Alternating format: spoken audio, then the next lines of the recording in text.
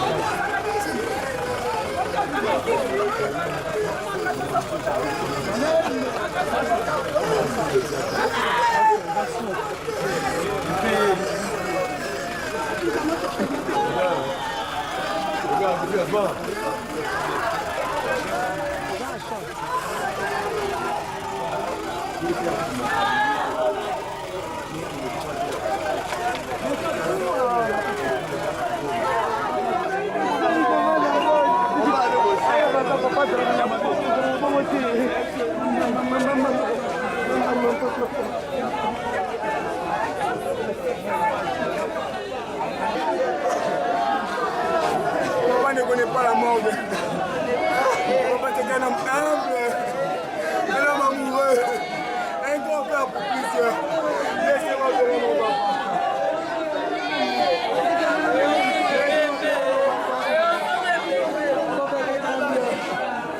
C'est papa le plusieurs.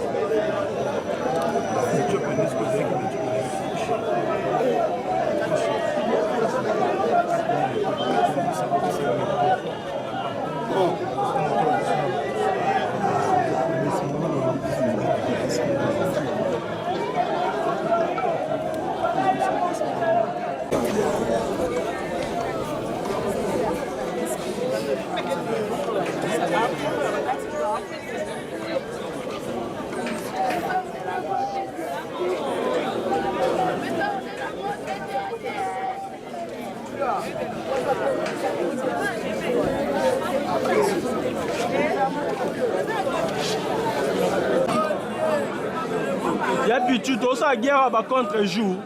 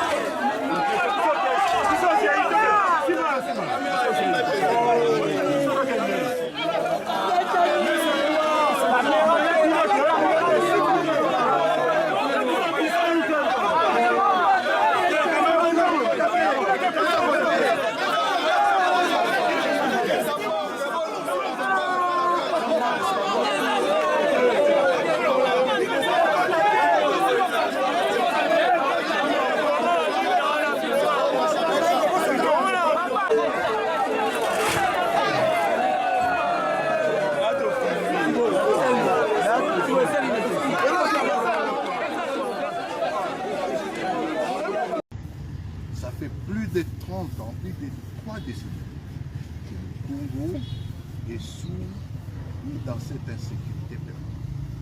Et au lieu de résoudre les problèmes, le régime de Kinshasa a fait le choix délibéré de diviser le peuple, de rejeter d'autres peuples, de privilégier la famille, de privilégier le tribalisme, de voler et surtout de détourner. Souvenez-vous des rats, d'assassiner les uns, tous les acteurs politiques, d'instrumentaliser la justice et l'ensemble. Il a fait le choix délibéré et pour cacher son incompétence, le régime a tendance à jeter la faute toujours. Non, c'est la faute du président Kagame. Même quand on ne mange pas à la maison, on n'a pas le maïs, non, c'est parce que le président Kagame a fait cette histoire. C'est ce que nous voulons balayer, c'est ce que nous allons balayer dans quelques jours. Et le chemin est pris. Dans quelques jours, nous allons prendre comment le Grand Nord, Kivu, les Kivu en général, la Grande Orientale, le Grand Équateur, les Katanga, les Kasaï, Bandundu, Congo central et la capitale. Nous venons à Kinshasa pour installer un régime fédéral, disons, un système fédéral du pays, parce que les injustices que nous vivons, que toutes les richesses soient ramassées du pays pour être consommées seulement à Kinshasa avec des détournements, c'est inacceptable. Le bien-être viendra de là. Et le bien-être, ça part de quoi? De ce qui est pour chaque Congolais, que chaque Congolais reçoive, que les Congolais mangent, que l'enfant aille à l'école, que les Congolais aient dans les soins primaires, que les Congolais se déplacent. Que les Congolais se déplacent quand ils peuvent, mais qu'on commence le développement à partir, non pas de Kinshasa, mais à partir de la base. Voilà le bien-être, c'est là notre objectif que nous disons. Et je suis content, madame, que vous disiez que non, c'est un objectif noble. Malheureusement, ça dépend de toi et moi. Ça dépend des Congolais, ça ne dépend pas des Américains, ça ne dépend pas des voyages en Arabie, au monde entier pour chercher je ne sais pas moi quoi. Non, ce sont des détourneurs, ce sont des escrocs politiques, ce sont des voleurs d'élections. Ils sont illégitimes et ça c'est un problème réel pour le Congo aujourd'hui. Nous n'accepterons pas cela. Oui, la deuxième question peut-être la dernière. Dans les réseaux sociaux, on dit souvent que vous vous intéressez à récupérer les minerais là où il y a peut-être des minéraux. Alors je ne sais pas si vous avez quelque chose à dire par rapport à ça. Il y a quel minerai ici à Bichou? Est-ce que vous m'avez déjà vu?